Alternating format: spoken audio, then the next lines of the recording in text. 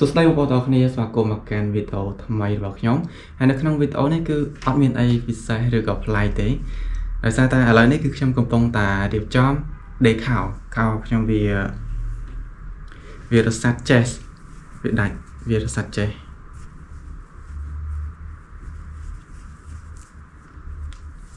អញ្ចឹងឥឡូវនេះគឺខ្ញុំកំពុងតែរៀបចំ deck ខោ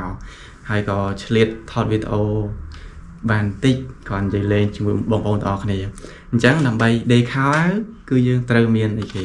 ទី1គឺយើងត្រូវមានម្ជុលដីកៅទី2គឺមានចេះអញ្ចឹងសម្រាប់ខ្ញុំគឺមានចេះ4ពណ៌គឺពណ៌ក្រហមពណ៌បៃតងចាស់ពណ៌ទឹកប៊ិចចាស់ហើយនិងពណ៌រាងស្វាយចាស់ហើយទី3គឺយើងត្រូវមានកម្មួនប៉ុន្តែបើឥឡូវនេះខ្ញុំអត់មានកម្មួនទេអញ្ចឹងគឺយើងគិតតាមអត់ទៅហើយសម្រាប់ពណ៌គឺយើងដេរតាមពណ៌ខោយើងទៅវាពណ៌ខ្មៅយើងយកពណ៌ខ្មៅទៅប៉ុន្តែដោយសារតែខ្ញុំអត់មានពណ៌ខ្មៅទេអញ្ចឹងគឺខ្ញុំមានតែជ្រើសរើសយកចេះពណ៌ស្វាយចាស់នេះគឺវារៀងបន្លំជាមួយនឹងខោពណ៌ខ្មៅខ្ញុំដែរអញ្ចឹងបើកម្មួនវាយើងមានកាន់តែល្អព្រោះអីកម្មួននៅពេលយើងរូតជាមួយនឹងខ្សែចេះហ្នឹងទៅគឺវាធ្វើឲ្យសាច់នៃចេះទាំងពីរហ្នឹងវាស្អិតជាប់គ្នាអញ្ចឹងវាងាយស្រួលក្នុងការដេរអញ្ចឹងឥឡូវនេះគឺខ្ញុំនឹងបង្ហាញបងប្អូនទាំងអស់គ្នាពីការដេររបស់ខ្ញុំហើយខ្ញុំក៏សូមបញ្ជាក់ផងថាខ្ញុំមិនមែនជាអ្នកជំនាញដេរខោអាវទេគាត់ថា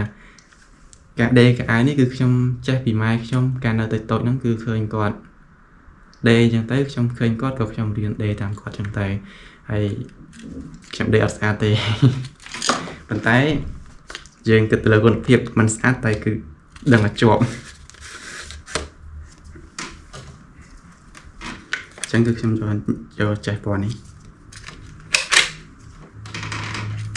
ហើយសម្រាប់បញ្ចូលគឺមានច្រើនធឺមានអាតូចមានអាធំចឹងគឺខ្ញុំយក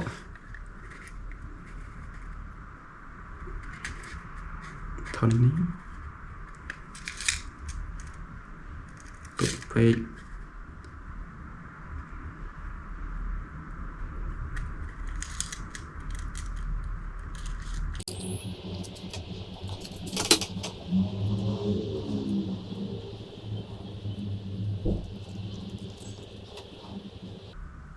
តបមកយើងយកខ្សែចេះនេះដាក់ចូលក្នុងគូតបញ្ចូលមកបងប្អូនអរគុណ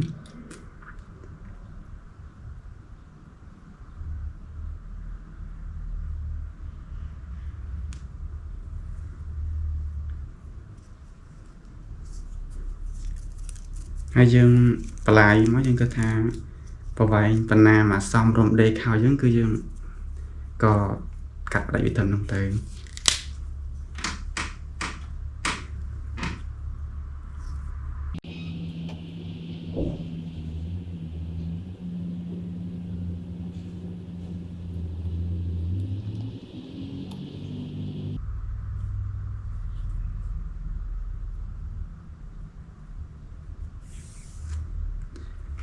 អញ្ចឹងពេលយើងសោកហើយគឺយើងគួចចុងខ្សែនោះមកដើម្បីដេរទៅកុំឲ្យវារបូតអញ្ចឹងយើងយកមកចូលដែលយើងដោតចេះហើយនេះមកដេរកន្លែងដែលអាហែកឬក៏អាសាត់ចេះអញ្ចឹងគឺយើងចាក់ពីក្នុងមកក្រៅទៅដើម្បីកុំឲ្យអាកតុយដែលយើងគួចនេះវាឃើញចេញមកក្រៅវាអាក្រក់មើលអញ្ចឹងយើងចាក់វាពីខាងខុសពីខាងក្នុងខោទៅមកក្រៅចេះចុះមកចាក់ពីក្រៅចូលក្នុងវិញ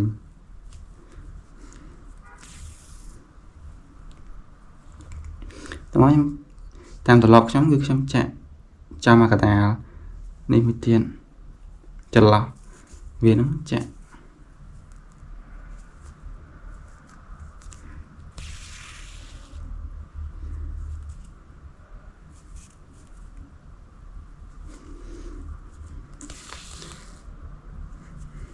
សម្រាប់ខ្ញុំនៅពេលដែលខ្ញុំដើរឆ្ងាយផ្ទះរយៈពេលរៀងយូរគឺខ្ញុំនៅតាមខ្លួនខ្ញុំគឺខ្ញុំតែងតែដាក់មានបញ្ចូលមានចេះមានកត្រៃកាក់កញ្ចក់មានប្រដាប់ប្រើប្រាស់ផ្សេងៗដែលយើងចាំបាច់ប្រចាំថ្ងៃដូចជាដេកកៅអៅអីគឺយើងត្រូវដាក់តាមខ្លួនដោយសារតែលហែកតិចតួចអញ្ចឹងយើងខ្ជិលទៅជាង បើសិនជាថាសម្រាប់កៅអៅយើងទៅចូលរួមកម្មវិធីឬក៏កៅអៅណាថ្លៃអីយើងឲ្យជាងដីឲ្យទៅស្អាតតែសម្រាប់កៅអៅលាកនៅផ្ទះឬក៏លាកចេញកៅផ្លែតអីចឹងគឺយើងដេកដៃទៅគឺជួយសំចៃបានខ្លះដែរហើយដូចខ្ញុំនិយាយចឹងខ្ញុំមិនមែនជាអ្នកជំនាញក្នុងការដេកទេគឺនេះគ្រាន់តែជាការចែករំលែកមួយថាខ្ញុំដេកកៅអៅគឺអញ្ចឹងកៅអៅមុំគឺខ្ញុំដេកខ្លួនឯងទេនេះពេលយើងដេកហើយមានប្រឡោះ2ជាបងប្អូនទាំងគ្នាអញ្ចឹងប្រឡោះ2ហ្នឹងគឺយើងចាក់ចាំកដាមិនទៅនៅពេលយើងចាក់ចូលកដាអញ្ចឹងគឺវាណែនល្អគឺវាស្វាក់ចូលគ្នាល្អបងប្អូនទាំងគ្នាគឺខ្ញុំដេកហើយ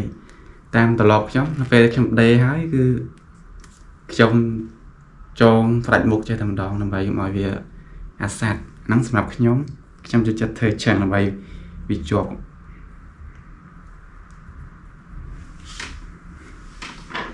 តោះមកកាត់វាហើយជាការស្រេចបងប្អូនទាំងគ្នានេះគឺជាសាច់ដែលខ្ញុំដេក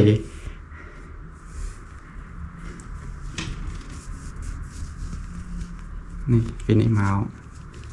វាមិនស្អាតទេបងប្អូនទាំងគ្នាតែវាជាប់ដីប៉ុណ្ណឹងលាកមិនលហើយទេបងប្អូនទាំងគ្នាប៉ុណ្ណឹងគឺលាកតតែខូចខោហ្នឹងតែម្ដងអញ្ចឹងបងប្អូនទាំងគ្នានៅក្នុងវីដេអូនេះគឺមិនតែប៉ុណ្ណេះទេជាចុងក្រោយគឺខ្ញុំសូមអរគុណបងប្អូនទាំងគ្នាដែលបានចំណាយពេលវេលាដ៏មានតម្លៃតាមដានវីដេអូរបស់ខ្ញុំនិយាយលេងតិចតួចជាមួយបងប្អូនទាំងគ្នាហើយខ្ញុំក៏សូមអធិស្ឋានផងបងប្អូនទាំងគ្នាខ្ញុំ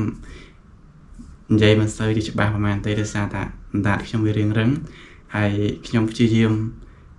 យាមនិយាយឲ្យច្បាស់ឲ្យបងប្អូនទាំងគ្នាស្រួលស្ដាប់ហើយជាចុងក្រោយខ្ញុំសូមអធិស្ឋានបងប្អូនទាំងគ្នាម្ដងទៀតហើយពួកយើងនឹងជួបគ្នាម្ដងទៀតនៅវីដេអូក្រោយ